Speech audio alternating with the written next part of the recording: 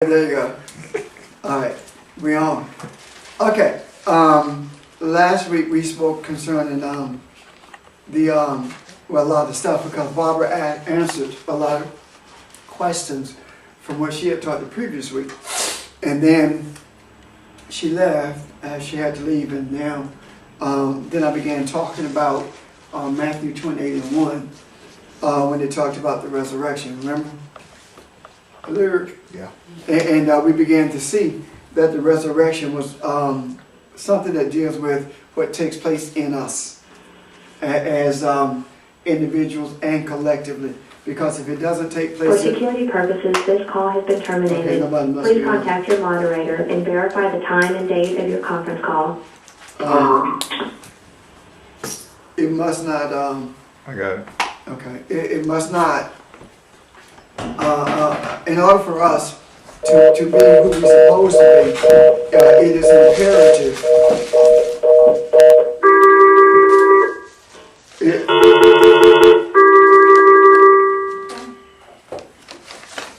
It is imperative that we become that truth is resurrected in us. Welcome to Active Now, and we Conference. did that, Listen to your conference code now. by talking about what it meant in the end of the Sabbath as it began to dawn toward the At first the of the tone, week. please speak your full Now, name. the word day is not in there. But week and Sabbath are the same words. I think You will now be joined to your conference. we did discuss that, did we not? What week and Sabbath being the same word meant. Did we discuss that? A little bit, yeah. A little bit. Okay. If there are questions concerning any of it, I will address them now before we get back to it. Okay? Because there are some things I do want to address. Well, the significance of that again, the weekend Sabbath. The significance of it is that the Sabbath it's talking about how the Sabbath was prior to the resurrection. Yeah. When it says that in the end of the Sabbath, it was talking about the culmination of the Sabbath as it was under the old law. Okay. So it was dawning towards a new Sabbath, a new Sabbath, and the new Sabbath is making reference to the how the Sabbath came into being with Jesus being resurrected and how we're supposed to be resurrected Okay. internally, because everything that he did and said is indicative of who we are. So, the Sabbath deals with shutting everything down so that you can focus on who the Creator is. Okay. You see? Yeah. That's what Sabbath deals with. So, with that understanding, that's what Sabbath deals with, then when we talk about the Sabbath in relationship to the new Sabbath, then what has actually happened is that in order for us to return to beginning, we have to indeed begin to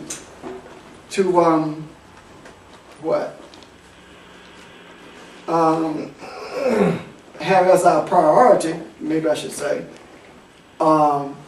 learning all we can or becoming more acquainted with who we are. Does that make sense? So in essence, I suppose what's being said here is that every day of our lives is a Sabbath. Every day is a Sabbath. Not just the day, how about the moment? Every moment as well. Because see, well, let me put it this way. Our lives is Sabbath. And the reason I want to put it that way is because I believe that we are truly approaching a time when time will be insignificant. So our lives is about Sabbath. Does that make sense? Our lives is supposed to be about becoming aware of who we are through every trial, through every tribulation, through every happy moment, every sad moment, no matter what it is an opportunity for us to become aware of who we are and who we were indeed created to be. I think you touched on it on another lesson in creation, because the Sabbath was never closed. Right, yes. And we really have never understood that, I guess, is from a religious perspective as to why. Okay, now, and let me back up to that for those who probably were not, or were not privy to that discussion. The discussion was concerning the creation, and if you look at the 7 days that's mentioned in Genesis concerning about the creation, what you actually see is that it says that the beginning of the first day and the end of the the first day. But when it got to the 7th day, it did not. It said the beginning, but it didn't say end. Now, the difference is that the days were taken literally, and in taking them literally, the ones who celebrated, or the ones who recognized Sabbath or Sabbath, began to work 6-day weeks, and on the 7th day, which is Saturday, they began to shut everything down. They began to focus. Their priority became focusing on Jehovah above everything else. Now, that meant on the lower self was setting aside 1 day to focus on awareness, as opposed to doing it in your entire life. So that in itself kind of sort of compartmentalized our lives. So we could kind of, this is the section for spirituality, this is the section for work, this is family, etc. But when we look at Sabbath being not just a compartment in our lives, but Sabbath being our life, as is stated here in this 28:1 in Matthew, we began to see that not only are we supposed to prioritize the Sabbath 1 day, but every day, every instant, but whether it be our family, whether it be spirituality, whether it be employment, it doesn't matter. Sabbath is always in the forefront of our thinking, of our actions, of our being. So having said that, yes, sir. And I also wanted to say one thing with the Sabbath being adhered to only once a week and being compartmentalized. Automatically, the reason for it is automatically taken out, because now it's just something that is actually duty. You're supposed to do this. So if you're just doing it and you're actively, physically acting it out, then that doesn't mean, or the chances of that actually being your intent, or you really having Sabbath, has drastically decreased from the nature of it, because you're just doing some action that someone else has told you this action needs to take place. Action. That's all it is. So, and that's what he's saying needs to end. That's exactly what he said. The ritualistic stuff that you've done in the past without understanding. If the ritualistic stuff is not pure from intent, then I want to say darkness is added into it, but it's not. It's not pure. Yeah. And see, darkness being in confusion, ignorance of something, unaware. That's darkness. Yeah. That's the same thing as Pastor Richards. I see him doing something, and I say, "Can I help you?" But the only reason I say, "Can I help you?" is because all of you are in the room, and I want to seem like a nice guy, versus me truly in my heart wanting to help him. Well, there's another side to the darkness as well. Each and every one of us came up in the church with good intentions based on what our parents taught us. Yes. And you reach a point where you say, you know what? I want to know more. I want to know this thing further. I want to go further because I'm not growing. No one can answer my question. So the darkness doesn't always have to be a malicious intent. It can just be total ignorance. And that's exactly the reason darkness is ignorance or unaware. Because, see, unless parents are sick, I mean, emotionally. And I don't mean that in a negative way. Unless they have emotional problems, no parent does anything maliciously to destroy their kids. No, they don't. They don't. Everything is with the intent of enhancing them. So the things that we were taught, when we stayed in church, it was for the purpose of enhancing our lives. Yeah. Because no parent wanted their child to be condemned to hell. Right. You see? Yeah. So the darkness was not malicious at all. Now, when the people who were the writers or the perpetrators of this, I do believe that they did it with malicious intent. And when I say they, I'm talking about the post-Constantine Christian thing. The people who were aware of making this as a ritual was taking the power and the awareness out of it. Yes, I believe Yes. they did it with malicious intent. I really do. And the reason I say that is because I looked at, and I had mentioned to someone earlier that the idea of us looking at the scriptures from the books that were left out. When we began to see that, what did we begin to see? We began to see that the books that pertain to Mary Magdalene were left out. Completely. The only books that were included in the Bible are the books who put male authority in front of everything. You see? But the ones that deal with femininity were left out. And as a result of that, the dominance became, females. I mean, even when you think about, if you read the history of Muhammad, Muhammad did not treat the females in his life the way Muslims treat them now. Muhammad enjoyed the company of female, but it is said that Muhammad did his own sewing and most of his own cooking. So he catered to them. So this thing just, flip-flopped across the board. Now the question is, why? I think the reason it did goes all the way back to beginning. When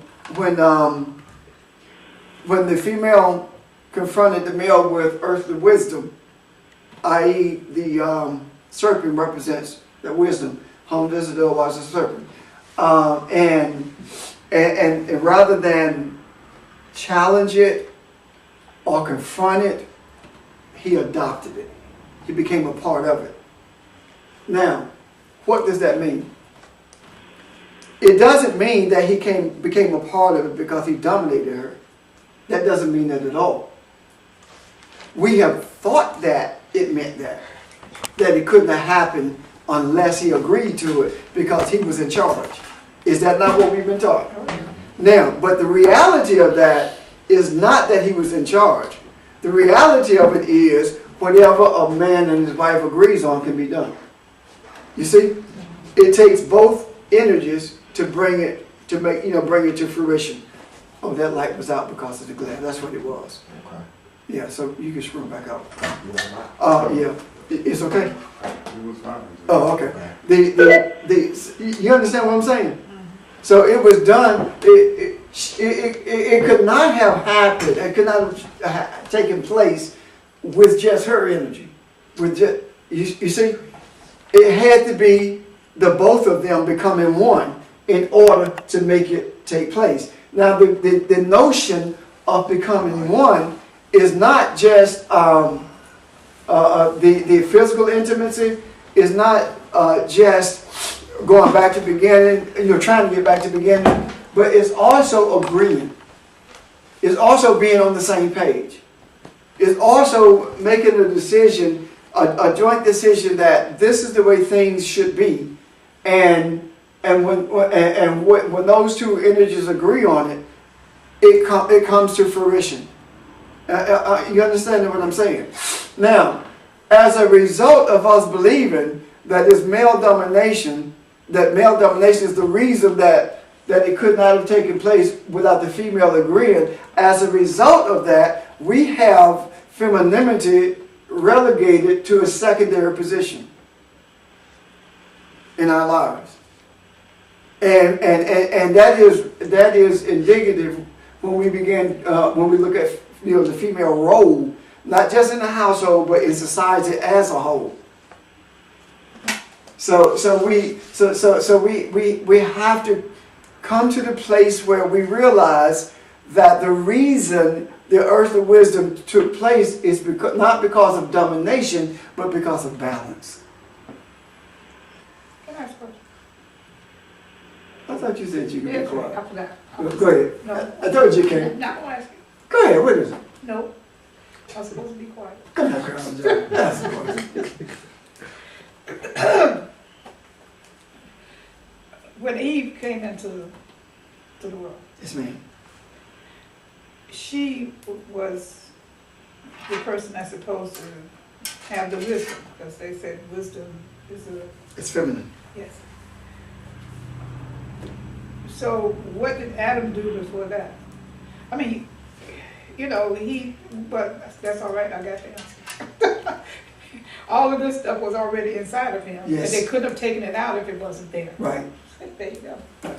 That's home. See, and she was wise enough to know. I don't mean she in terms of a physical female. Was wise enough to know that it took balance to bring things to fruition. Right. And what happened as a result of that is that men began to become the seed and the womb. They tried to become. They became that. In our mind, that's what men okay, became. in our mind, The yeah. seed and the womb. Because men decided what was going to be done and how it was going to be done, and they made it happen. As opposed to doing it in conjunction with the female. You see where I'm coming from? And that is the reason the world is in the terrible condition that it is currently in. Because it takes balance in order to bring a sense of desire for an awareness of who we really, really are beyond these physical bodies that we see. Questions? Yeah. You said male became the seed in the womb. On the extreme feminine side that we have now, is that women becoming, taking it and being the seed in the womb too? Women are, actually, when I look at it from What do you that mean? perspective, What do you mean extreme feminists? If I'm understanding what Sage is saying, the men decided, women that feel like the feminist movement in the sense that I don't need rain. everything, yeah, I could do it myself. So it seems to me like both are on Okay, I- go ahead. extreme end. But I think that's women trying to take power in some way but they're emulating men. They're not really being women. They emulate men because they don't know who they are. Right. They equate power with maleness. Yeah. As opposed to realizing that the true power is in both. Becoming balanced. Yeah. Yeah, so I don't see that as feminism. I see that as emulating men. I think there are a group of women that really advocate they don't need the men as much as, or second-rate men, the same as And that's some men, confusion. second-rate And women. again, that's confusion. And what they're doing, again, they are not being feminine. They're actually acting out masculinism. They're trying to be men. Now, I don't mean trying to be men, physically men, but I'm talking about in terms of emotions. And power. Yeah, what he's actually saying is, they say they don't, the particular group that we're talking about, they say they don't need men, but all of the things that they aspire to be, all of them are male-like attributes. And with them only trying to embody these male-like attributes, they're denying all of their female attributes. Well, is that not the same thing? Men that the men that decided they could be seated in wisdom, but they're not the same thing? No, but it is and it isn't. Okay, because women are receivers.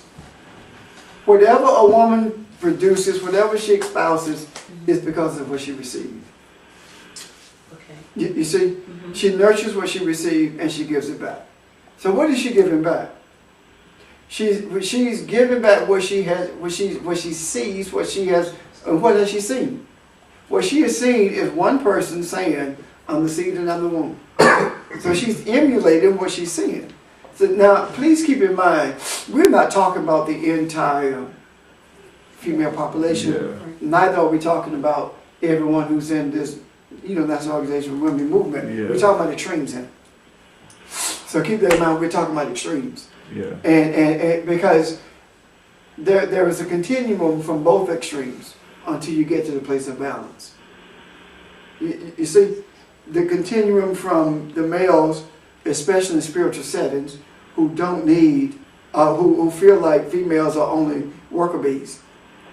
They do all the dirty work. And the females who feel like men have been dominating too long. And now we can do this without them. So you have a continuum that brings you back to a place of balance. Well, just suppose, we had a lesson a while back you were talking about we never really left the garden. Yeah. And you explained that. With that being the case, what if male-female was never separated? It is Adam that calls her Eve, not God, right? Right? So what he is saying is, this is the feminine side of me, this is your role. You should be the fork in the road. Your femininity, your energy will determine the plight. But if that be the case, and man was never truly in a spiritual sense separated from his feminine side, maybe that's the whole confusion about the whole thing. Maybe, just maybe, what we call separation is that he was made aware of it. Right. And now we don't know what to do with that. We are completely lost spiritually. So really the question becomes very rapidly, what is meant by sleep? When the man was put to sleep? Put to sleep. Mm-hmm. What is meant by sleep? Well, I had that question this week. You come up with the answer? No, because I Carol don't know everything. held it until I got here and I said, Pastor Richard don't know. So stuff I don't ponder on is because I feel like he gonna know what I did. Well, now you know I didn't. Because my thing was, remember I told you I read something that said, I don't know if I told you or not, but anyway, I read something in one of the books I had on Mary Magdalene that said that death didn't come into play until after Eve came. After Eve came. Genesis 2. So then I wondered if Adam was not just asleep but really dead. Okay, that's what I'm looking at now. What was it, Genesis what? It's 2 and 21. I had, Genesis 2 and 21? yeah. Okay. When we look at it says a deep sleep, Right. trance. So when you put that into what we consider to be death today, when you make a comparison. Oh my God. You see it? Uh-huh. What is it? To be unconscious, to be asleep, to be unconscious, to be in heavy sleep, to fall into heavy sleep, to be fast asleep, to be unconscious. Okay. Okay. Now, and that's the primary root, by the way, to be unconscious. Now, if he was made, if Elohim is the one who made him, caused him to be unconscious, right? Mm-hmm. Why? Why was that? Why did he make him be unconscious? He took away the awareness of his surroundings, his current surroundings. But the word fall also means to cast down. He was cast down into unconsciousness. It says that, but see, this is the other part of it. It was not Elohim who did it alone. It says Jehovah and Elohim. See that? Yeah. Oh, okay. I see the connection here. Let's back up, okay? Okay. This is the connection. This is the thing that we have been missing, I think. You remember me telling you that the first chapter of Genesis should not have ended until the 3rd verse in the 2nd chapter. Because a new story picks up in the 4th verse of that 2nd chapter. Are you with me? Mm-hmm. Now, if you look at that 4th chapter, that 4th verse in the 2nd chapter, it starts a new series of events. Got it? From that point on, you do not see Elohim mentioned alone. Elohim is it, and on the 7th day, Elohim ended his work which he had made, and he rested on the 7th day from the work which he had made, right? And Elohim blessed the 7th day and sanctified it, because that in it he had rested from all his work which Elohim created and made, right? Yeah. Now, then it says, these the generations of the heavens, these the generations of enlightenment and earth consciousness, when they were made, or when they were molded or fashioned in the day, or formed rather, in the day that Jehovah and Elohim made the consciousness, earth consciousness, and the enlightenment. See that? From that point on is always Lord God. Yeah. Okay. From that point on is always, go through that in that 2nd chapter. It's always Jehovah and Elohim. You see that? So my question is, when it comes there to verse 21, first of all, are you following what I'm saying? Yep. Yeah. Okay. and now, so when it gets to verse 21, it is the Lord God, right? Jehovah and Elohim caused a deep sleep to fall over what? The entity. They brought Jehovah and Elohim subjected this entity through which divinity flows to become unconscious of himself. Say it one more time. Become unconscious of himself. Become unaware of himself. Okay. Now, if it's unconscious, that's what it is, isn't it? Right. Now, and as he was unconscious, what happened? He took a side of him, right? So can I back you up a minute? Uh-huh. So, right prior to that, the naming of the animals, in other words, I want you to forget your whole nature. I want you to forget or not be aware of anything earthly about if the earth is consciousness, everything in the earth is consciousness. He names the animals then at that point because of what? Why was that important? Because if you go back up, Yeah. what you're going to find is that when he created them, it says that, where is it? He created them in verse 7, right? Then he does the garden. Right. Then he tells them what they can do and can't do in the garden, right? Tells him rather what he can do and can't do in the garden, right? Okay. Then he begins to name the rivers, right? Mm-hmm. Then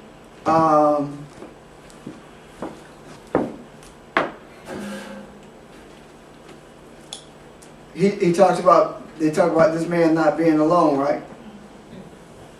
In the 18th verse. Yeah. When he says that, that's when he began to name the beast. See that? In the 19th verse, right? Yeah. Now let's back up.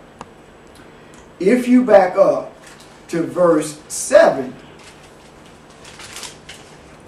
what you find, verse 4, what you find is that Elohim and Jehovah begins to create the man. This is in 4.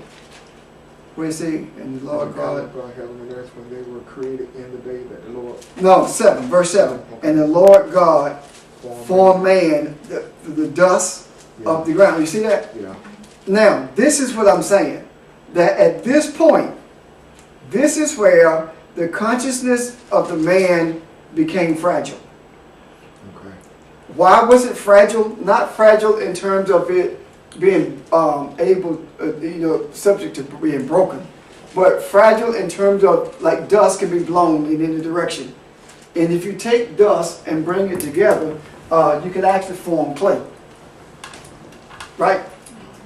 But as long as it's dust, it can be blown in any direction. So it is at this point where the thoughts that man was made of became fickle. And the responsibility for bringing them together so that man could be who he was created to be in terms of Elohim. It was up to him to do that. That's where free will came in. Now, when you get down further, it began to further delineate the personality of man when it starts talking about the beasts of the field. Okay. Are you following me? Yeah. Okay. So, yeah, I got you now. So he's just being made aware everything is before him. Yes. At this time. So he's making choices. He's making choices. Okay. Now, he's making choices. And then, when he began to make those choices, if you notice, as he make those choices, down here where it talks about, what chapter verse is that with the beast? 18? 19. Okay, then you see that where he make the choice with the beast, right? He names all of them. He gives them character, right? Yeah. Which is talking about the thoughts, the type thoughts, right? It is at that point, you see in 21, Okay. that he renders him unconscious. Yes. So now what happens? He makes him, yes ma'am. But back up to 18. Okay. He says, I never intended to get in this until the 11. if these are all thoughts and things, Uh-huh. why does it say it's not good for him to be alone? It's not good for him What's to... alone? It's not, well, 18, the Lord God said, it is not good for the man to be alone. I will make him a helper suitable for him. Is this talking about Eve, or is it talking about all these thoughts and things that he creates in the next one? Alone means to be isolated. I'm just trying to figure out what is him being alone or not being alone have to do with his thoughts. I'll tell you in a minute. I had that once.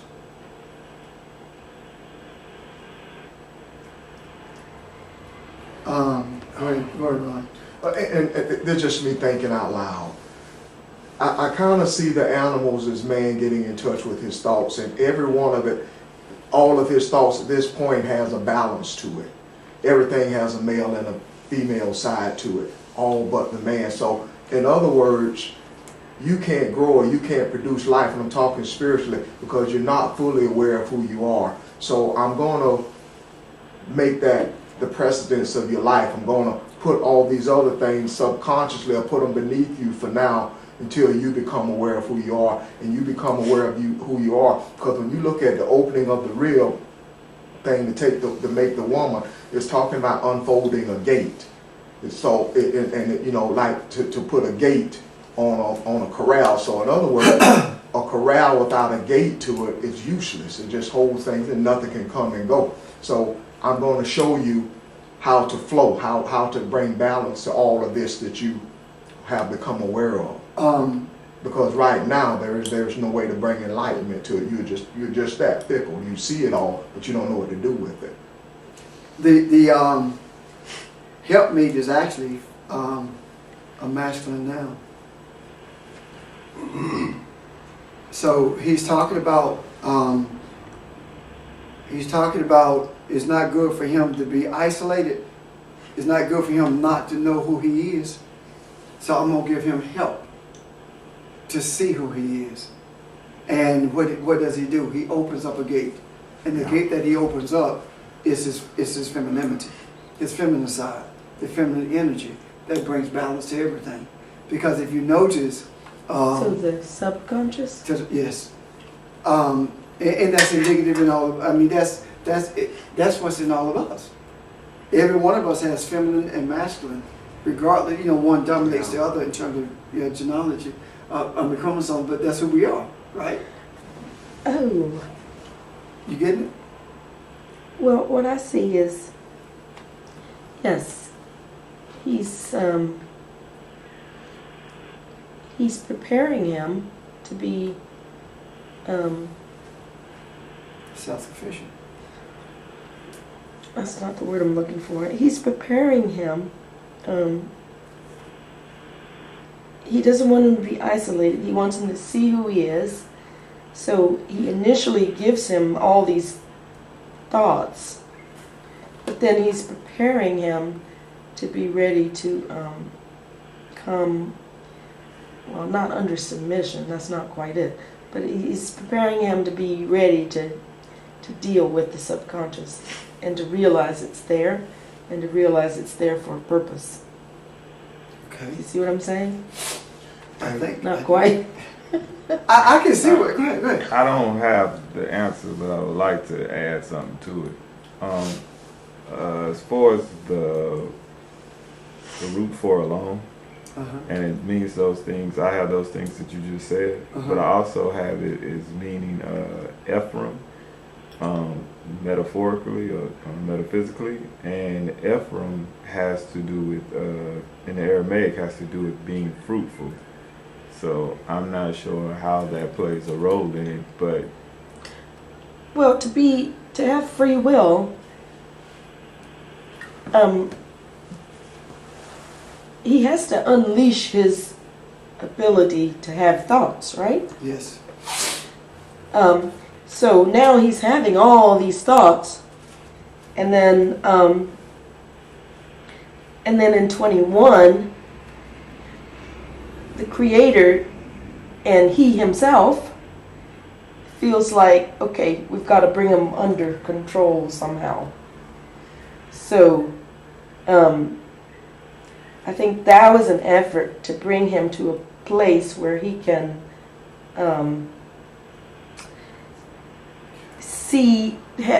deal with both the conscious and the subconscious. Bring him to a place where he had a choice to function as the divine entity that he was created to be, or choose not to.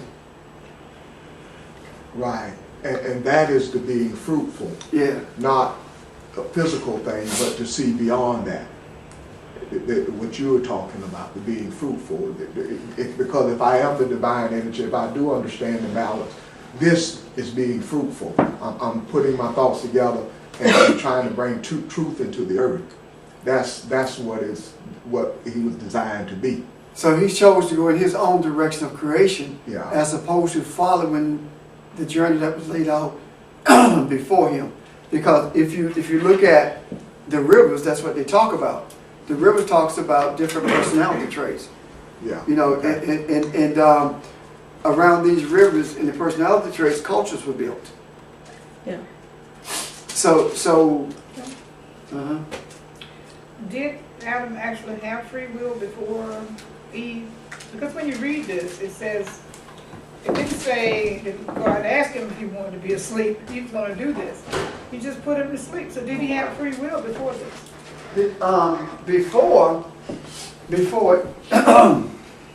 before the Eve, see, we can't get to Eve yet, because God didn't call Eve. The man did. Adam did. Adam did. I know. Yeah. So before we get there, when we do get there, what we actually see is him moving further and further away. You know, from So what you're saying is that his consciousness. yeah. Right. So what we're postulating is that Adam had a desire for there to be Eve, so God put him to sleep in order to bring Eve into fruition. Either that, or he it was of necessity, because he didn't say it's not good for the man to be alone. Mhm. It was Jehovah and Elohim who said that. Mhm. It's not good for this man to be isolated. Right.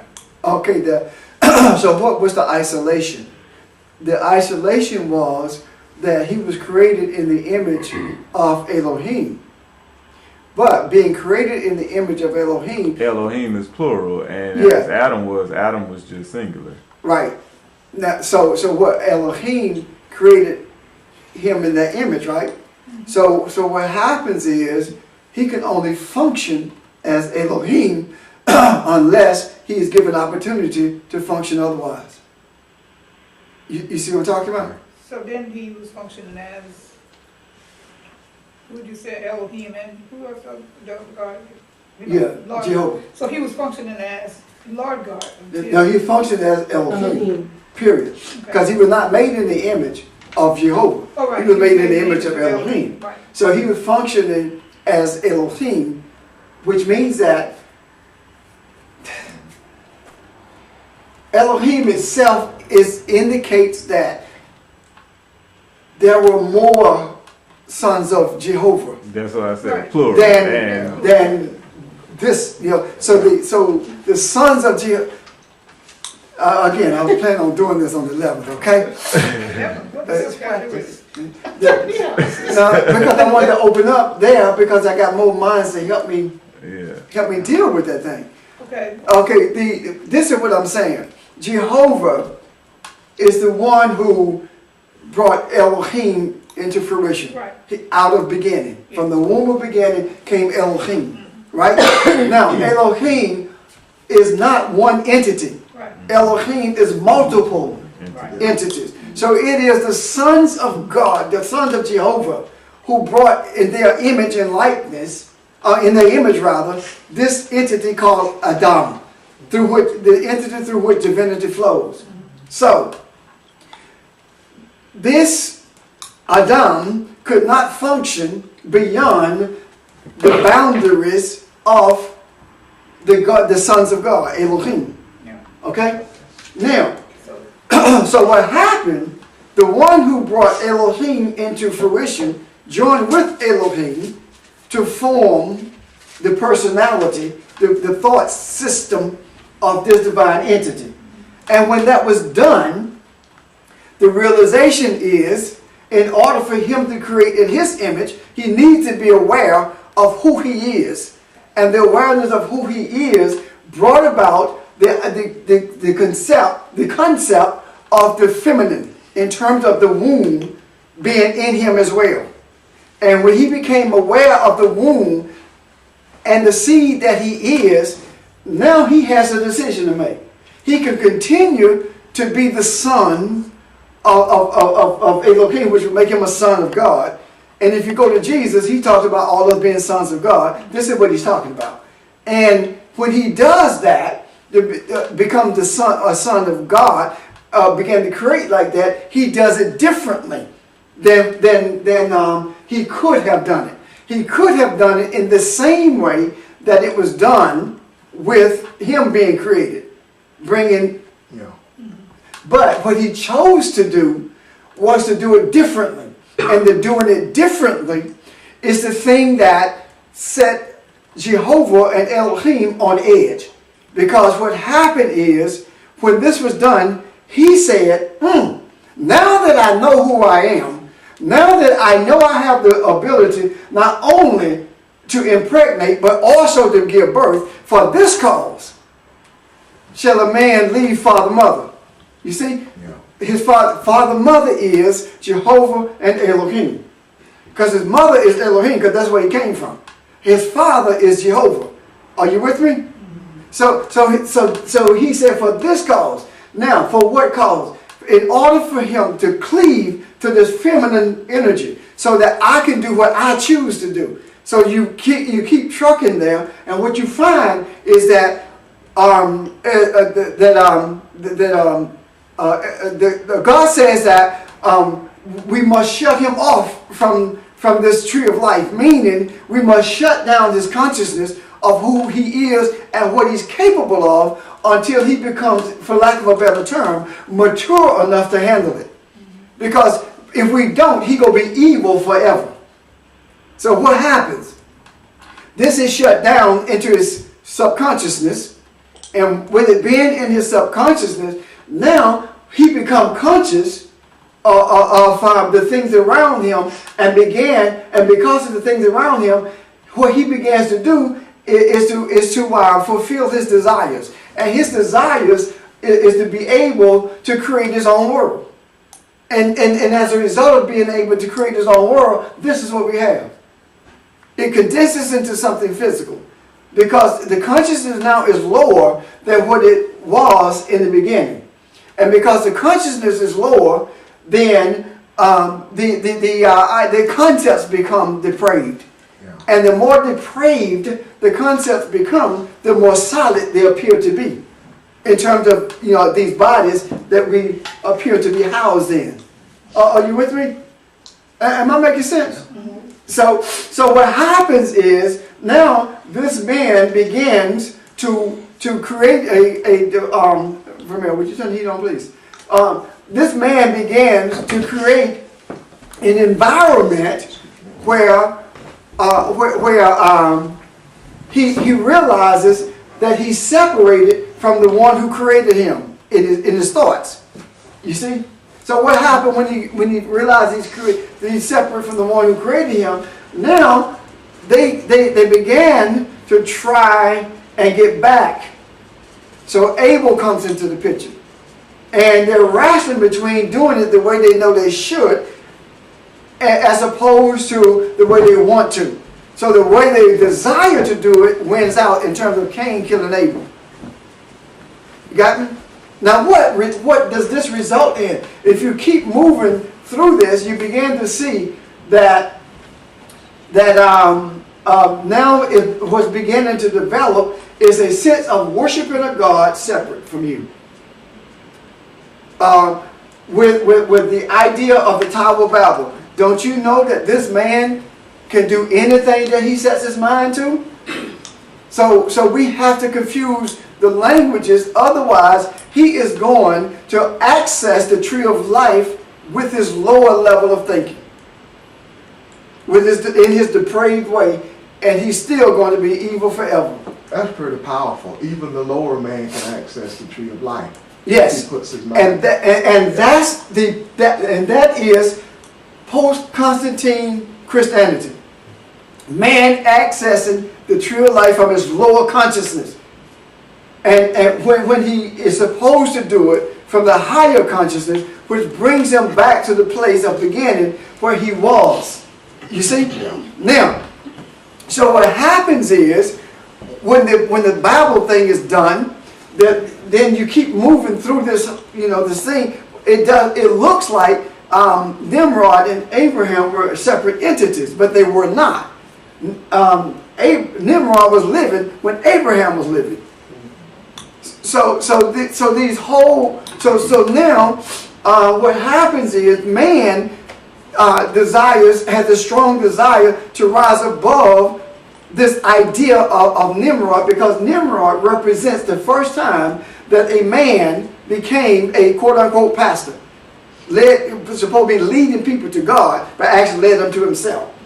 That's what that is. And Abraham is the man who came out of this chaos to bring some order, so that he could be cleansed, leaving the place of his birth, being cleansed by going to Egypt and then building the altars, etc., cleansing himself for the purpose of what? Of redeeming mankind. But that did not take place because of what happened with Sarah and what's the other lady? Hagar. You see? Yeah. And if you keep going through that, you see the thing, it's repetitious all the way through. Okay, so was this Adam's desire in the beginning? I mean, because he created from his creator until He get free will.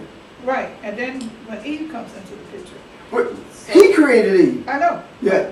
So that was his desire to create Eve, even though the scripture said that Lord God could have been sleeping all this stuff. Yeah. He was following Adam's desire to be, you know. No. It says the Lord, it says Jehovah and Elohim put him into a state of subconsciousness in order to make him aware of who he is. That's essentially what it's saying. And when it made him aware of who he really is, that is when he made the decision. Right, that's what I'm saying. Yeah. It was his desire to To have move. Eve, yeah. Yeah. That's what caused him to like move away from who he really was. You Yes. know? So he clung to the woman rather than clinging to his creator. Are we saying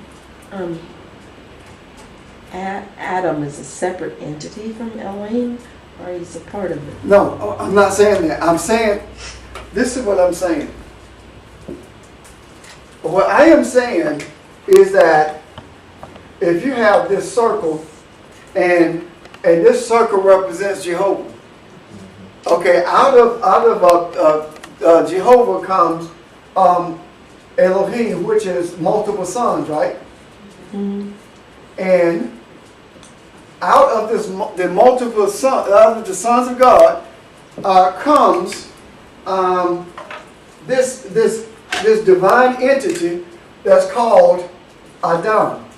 Now, this divine entity called Adam has the potential to produce or to create, just like Elohim does. He can create in the same likeness of Elohim, but rather than do that, he chooses to do it his way. And when he does it his way, he is not really separate from, but he thinks he is outside of the realm First prodigal son?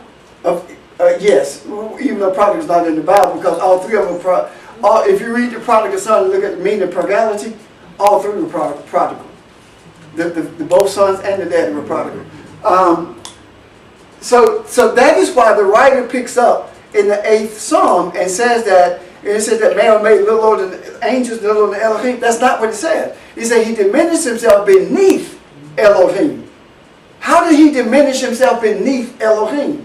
The way he did that is by not following the journey that was laid out before him, but choosing his own journey. And his own journey gave him a sense of being separated as opposed to just being different.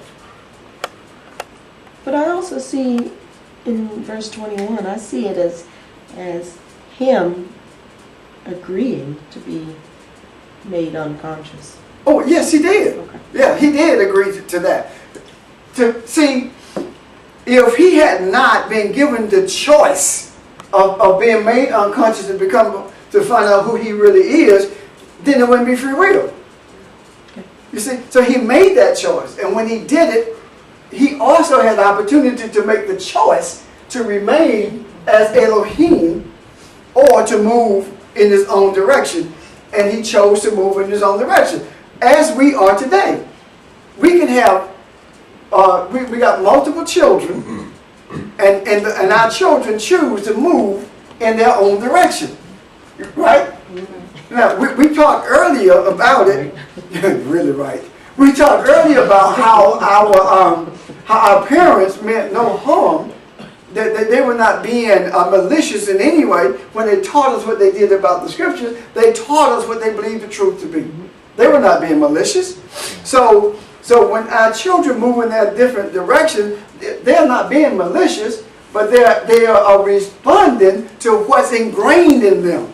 What's ingrained in them as entities through which divinity flow is, I need to be my own man, I need to try my own journey, I need to make my own way. Is that not what they say? Yeah. The same thing is ingrained in them that was ingrained here. So nothing has changed other than the way we perceive what is in the book. And the reason that has changed is not because the book is different, it's because man has changed it in order to co-opt the power, the authority that each man has collectively. Are you with me? And by doing so, now you can direct all that energy, let's say, to Rome. And now Rome can do anything it chooses because it has that energy directed to it. It draws all of that energy and it has the power to do whatever it chooses to do. Now, there arises a generation and that makes a decision to go beyond what the previous generations go beyond where they went. Not because the previous generations didn't want to go, but because they didn't know to go. Now this generation is going beyond that. What is this generation seeing? And I don't mean generation in terms of chronological age either. I'm talking about spiritual generation. What is this generation seeing? This generation is seeing what transpired in beginning. So now it is time to bring mankind to a place where mankind realizes who he really is in terms of Elohim, the image of Elohim, right? And when mankind begins to realize that, now he can become one with the Father again. This is what we're talking about when we talk about the realization of Sabbath for what Sabbath is really about. Is really about a continuous, constant awareness of who you are. Continuously seeking to embark upon the journey that was laid out for you as opposed to the one we laid out for ourselves. Got it? So what happened? Jesus also had a choice, did he not? And the choice that he made was to be crucified. Didn't he? That was the choice he made, to be crucified. But he also understood something else prior to his crucifixion. The crucifixion is not about a body dying. The crucifixion is about concepts contrary to what's real dying so truth can be resurrected. But he understood in order for that to happen, he had to fulfill some things in the physical world. And those things that he had to fulfill in the physical world was inclusive of Mary Magdalene. And that is one of the reasons, that is the main reason, all those books are left out that made reference to him and her. These things had to be, he realized that feminine energy was necessary. Now, when he realized that, then he did something about it. Then he moves to the cross. Then he resurrected, right? When truth is resurrected, who's the first one then? Mary Magdalene. You see? So the higher concept of rebellion is there. You know, the higher, what I mean by higher concept of rebellion, not rebellion in a negative way, but a rebellious attitude who's determined to bring balance where there previously was no balance. Question? I have a comment I want to ask about. Okay. It's a question. So the announcement yesterday by Kate and William that any of their children will have equal opportunity to sit as the next King of England or the next monarchy of England. Yeah. That's indicative of what we're talking about, the female and male energy heading back towards balance. Yes. Okay. Everything is heading in that direction. I mean, look at this. Look at what's happening right now. Do you think it's coincidental that the people in those parks call themselves the 99%? Have you studied Kabbalah? The 99%, we only use 1% of who we are, and we waste the other 99% trying to be something we're not. So now it's just reversed. So what am I saying to you? We are the 1%. The 1% are the wealthiest. Right? We are the 1%.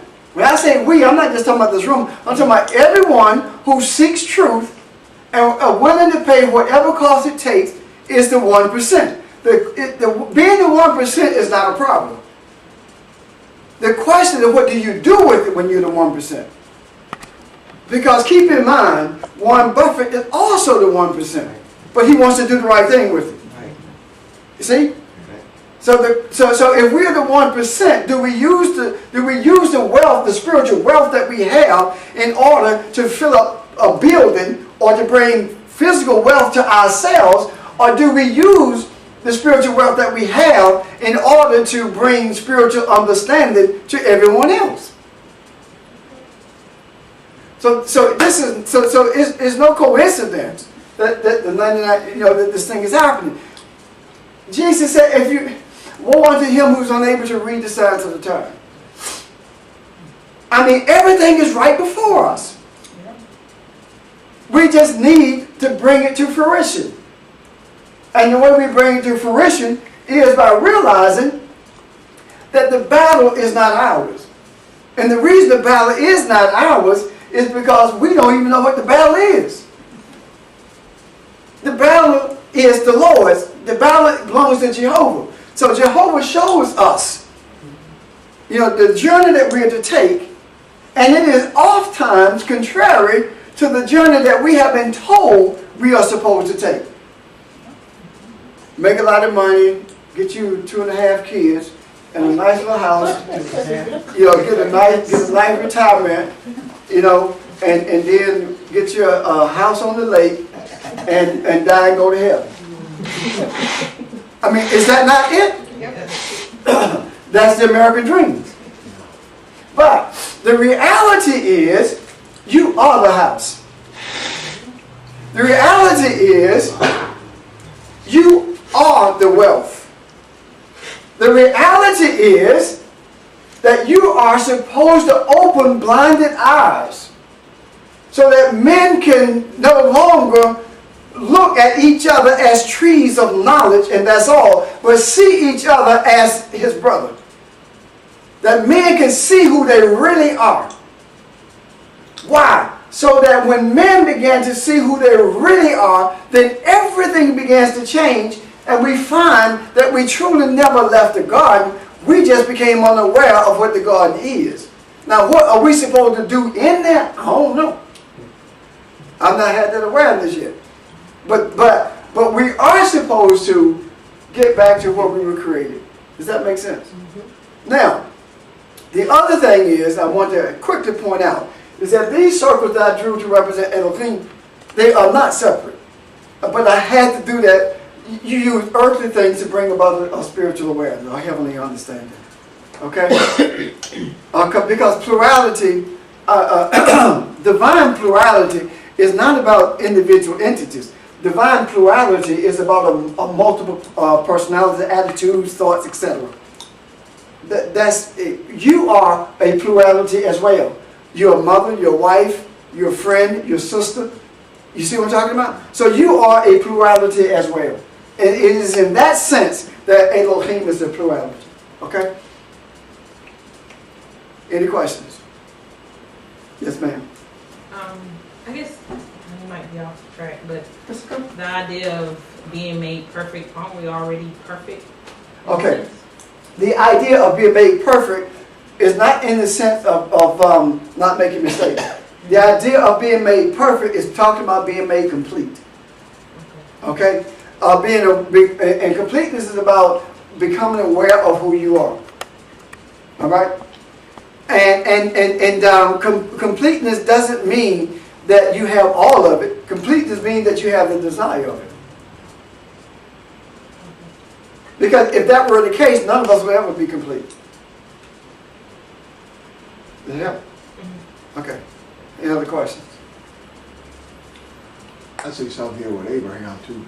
Go ahead. In 11, you mentioned the top of Bible language talks about speech and lips. Yeah. So, in other words, I confounded them that they were not aware of the breath that was in him until Abraham. Abraham is the first one that he walks in a direction trying to find Jehovah, trying to find truth, and he becomes aware of the breath that he is. That was confounded at Babel. You see what I mean? Uh-huh. You see something there? Now, I was thinking about a scripture that I unfolded in class last Monday night. There was two words, and one was prayer. One I meant breath. Okay. That was translated as prayer. It talked about breathing. Oh, okay. And there's something else in that chapter in Matthew, the 28th chapter of Matthew, that I looked at that also alluded to breath. So everything is about breath, not about breathing. Because breathing is only a reminder of who you are. You get that? Breathing is about a reminder of who you are. The reason you breathe is that you're connected to everyone else. And you're bringing that into this entity, this body, to keep it alive. So that you can traverse this society and hopefully become aware of who you are and bring other people to that place of awareness as to who they are. So when we talk about this concept of breath and death, death has nothing to do with the cessation of breathing, because that's not death in the sense that we think is death. You never stop breathing. You never stop being breath. Think about it. You can't stop being spirit because that's who you are. The spirit and breath are what? The same thing. So you don't stop being that. What happens is, once you transition, I believe that you become aware of how this solid body wasn't so solid after all. As a matter of fact, it's proven scientifically that that atoms are in constant motion, inclusive of these bodies of ours. But the motion is just so slow until it seems like it's not moving. Wouldn't that be the same concept of what you... Now you know that people that listening to us can't hear you. Oh, I said, wouldn't that be the same concept of what you were talking about with all the different, even though you showed them as separate circles, I thought of like where the cells are constantly changing so that actually all those entities are constantly changing at the same time. Yes. Changing and maintaining each other. That's right. And see, the idea of it is this. There is no part of your body that does not have breath. If it doesn't, the body's dead, as we know it, right? Because if a limb ceases to have breath, it dies. It becomes dysfunctional. So it's a continuous process, and in actuality, scientifically speaking, there is no reason for a man's body to die because the cells constantly reproduce themselves. The reason it happens is because of not only our thoughts and attitudes, but also because of what we put in them. You see? Any questions? I know I said a mouthful. Hey, would you check to see if anybody typed any questions in the comment box?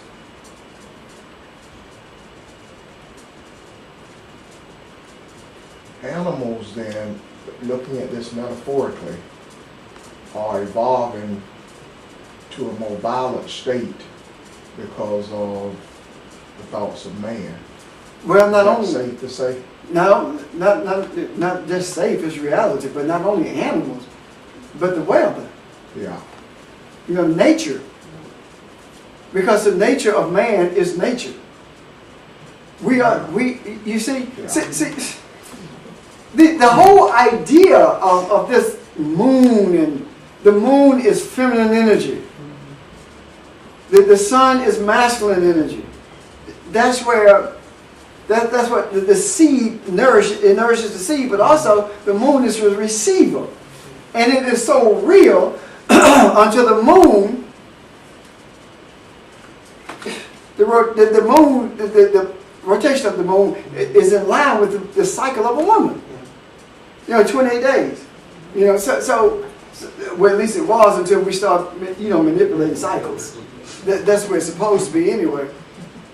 And so when we start talking about these things, it was only after Constantine that God, nature, and man were seen as separate entities.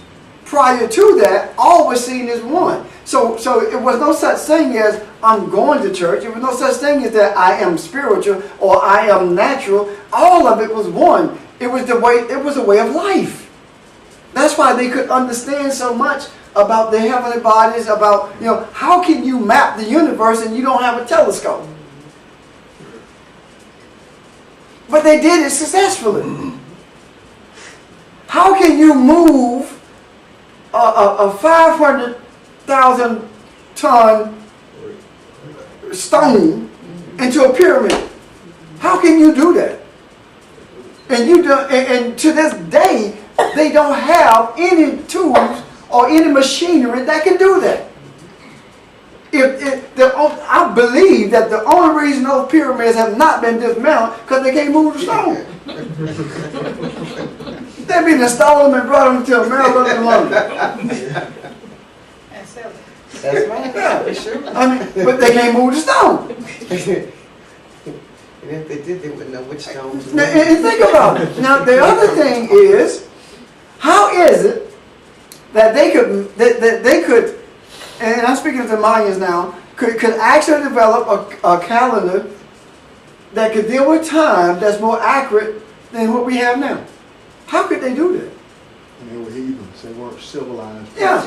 I mean, and when you think in those terms, Yeah. that they were heathens, you know, called heathens anyway, and not civilized people, the question is, who is civilized? Right, exactly. Because they weren't killing each other.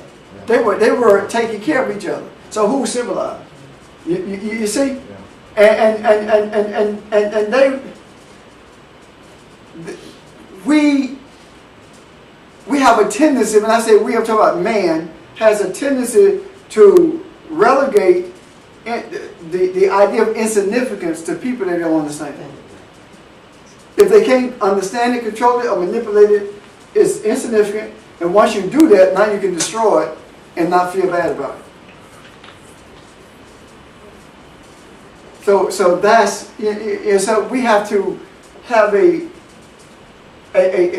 new way, a clearer way of thinking than what we are accustomed to. We got to have a clearer way of approaching not just this journey, but also approaching what we believe about this journey that we have in the past. Question?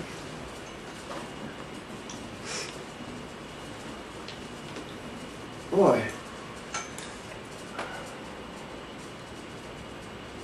Is that it? I don't even know where to go from here. Trying to give you opportunity to go back to Matthew. Okay, what you want to know? We going back to Matthew 28, right? Yeah. Okay. Yeah. Yeah, chapter 28.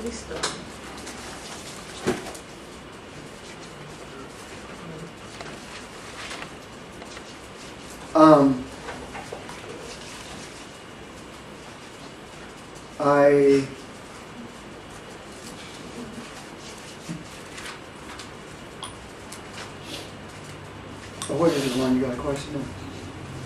I saw something before we went to Genesis, I can't remember now. I think it was dawn toward, first dawn being to something to do with new light or bring about light. So man is becoming enlightened that there is a new Sabbath or gain a better perspective of what Sabbath means. Yes, but guess what? Where he finds it at the place where all of his ambitions die. You know, all his preconceived ideas, where they die. You see?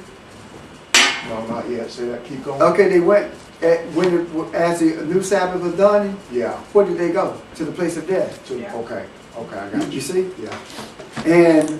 And when they went to the place of death, there was a great earthquake. That means mind shaking, being trembling. Yeah. It's talking about your thoughts not being stable. And the messenger of Jehovah descended, a message from Jehovah descended from the place of enlightenment. And it moved the blockage. It opened the gateway. You see? Huh? Yeah. The message was above. It was in a superior place to the gate that was open. The whole face of the message was like lightning. Right? It was pure, and it was a gate. Because Snow talks about a gaping hole or an opening. Back up one more time. What's the significance of the message being above the gate? Where verse 2? Beyond the gate. Beyond or Be, above? I would say beyond. Okay. And the reason I say beyond is because if you, and I think we've talked about this before, if there is a gateway that's open, right, and you enter the gate, you're right here, right? So the message is not at the entrance to the gate, the message is as you go through the gate. Okay. It's beyond the gate. Okay. That's my sense of beyond. And you understand what I'm trying to say?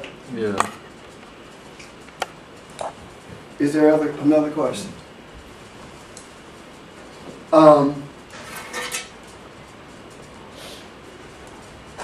I think we talked about most of all of this, did we not?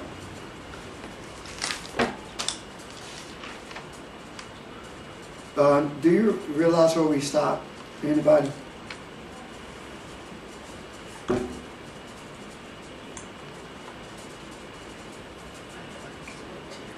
Huh? I still feel like I'm still like trying to understand verse 2. Verse 2? Matthew 28. What about it? When you were talking just now about the message being above and below, is that captured in the messenger of the Lord descended from heaven? Is that?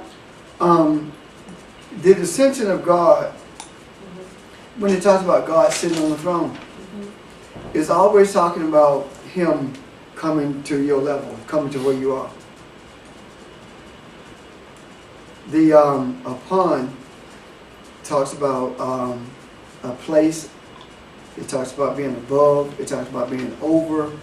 It's a place of position. And position can be above.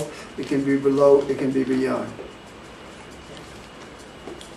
So rolling back the stone from the door, that's the gate opening?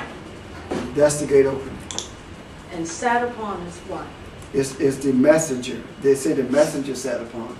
The messenger was beyond the opening. Got All it? right. Yes. Go ahead, Audrey. Is there any significance to this messenger telling Mary to come and see the place where he was lying? I mean, because the messenger had already said, he's not here. He's risen just as he said he would. Okay. But why did he invite Mary to come to see the place? There are two things here. One, keep in mind that when it says that, and the angel answered and said unto the women hadn't said anything. You see that? The women hadn't said anything. So the message had to be internal. You see? Okay.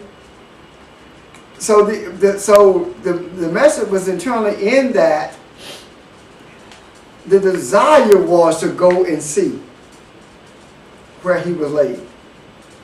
If they had not gone to see where he was laid, they never would have seen the outer garments being folded neatly where the head was. What does that mean? What does that signify? A lot of things, but one that I have seen, I think I've seen anyway, that when it talks about being neatly folded, it's dealing with when you realize what you have been taught is not what truth really is, rather than you being abrasive and abusive with the people who still are covered by those things. You lay it aside, and in doing so, you do it in a way that is not abusive to other people. Because when it says, it clearly said it was laying where his head was. How come it just say it was laying there? That's authority. So this authority has been shedded. And it's been shed in a way that it makes it conducive for others to come to you, to see where it was, to see how things were, how things are, and how they, as opposed to how they were. Am I making sense? Because what we do, we have a tendency to think that since we speak in tongues and we do this and we do that, now we're above and beyond everybody else. I go to a word church, whatever, come on, what does that mean? So now it's not almost. It's like saying, "Good morning, I'm blessed." How are you? I'm blessed and highly favored in the Lord. It's like you're not. You see where I'm coming from? So you don't do those things. What you do, if you are constantly living the Sabbath, you are constantly seeking who you are. And with you constantly seeking who you are, people seek you out when they're going through trauma. Because they see the light. They don't call it that. But all the thing they see is somebody who can help them. You see where I'm coming from? Question. Does that help? The folding two almost to me sounds like an appreciation thing. I understand what you did and why you did it, and this is, this is where you are now. This is where I am now. So what you did was lawful. It was the right thing to do. But let's move forward. And he never challenged the people. Right. That was in other chapters. Yes. It is another book that we talked about. See, if you go through each one of these gospels, you and put them together, you get different sections of what happened. If you go to Mark, not only do you get Mary Magdalene and Mary, you also get Mary Magdalene and Mary, the mother of James and Salome. And he's like, you have to look at every single one to get the complete story. Yeah. Because if these garments are on the floor, they're torn, that's a completely different message. Yeah, it's like the heck with all of this. Yeah. Yeah. I'm really out. Get me out of this. Yeah. I'm really out. Yeah. Hey, deuces, I'm out. Yeah. But that's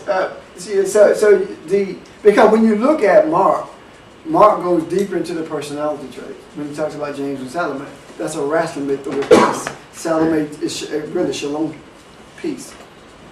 And James is really Chakov, heel grabber, right? Heel grabber or wrestle, one who wrestles. So the lower self, the rebellion, the lower self is wrestling with bringing peace to who you really are. That's why I put Mary Magdalene and Mary Magdalene first, because Mary Magdalene had become first and foremost in his life. Think about it. How many of you have read the Pseudepigrapha? Yes. Pseudepigrapha. The Pseudepigrapha is the compilation of all of the books that were left out. Oh, I am. Pseudo. I've read a lot of them. Check it out. Pseudepigrapha. Spell it again, say. Pseudopi.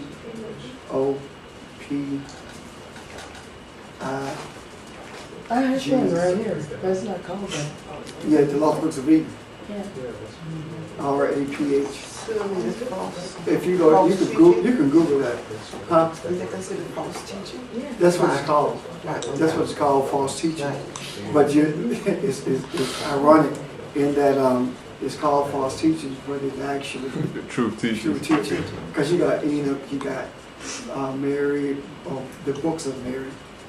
You've got Philip. You just got a huge amount of books that were actually left out.